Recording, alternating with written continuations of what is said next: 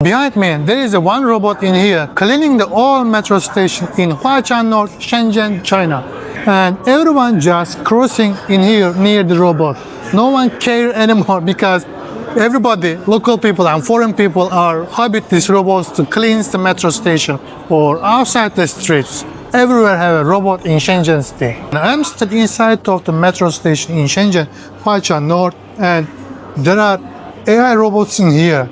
You can just scan the QR code, buy what you want, and close the door, and it will calculate automatically what you buy, and you will pay by your WeChat or Alipay. Even in here, you can buy ice cream. Look at this. This is one of the best things in Shenzhen city. Actually, all the China have this technology right now. When you go to another city or another province, you will see same kind of technology in China. This is also, it means safety, and people believe another people.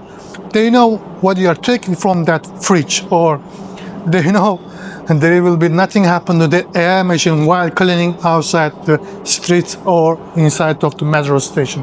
This is how technology in China.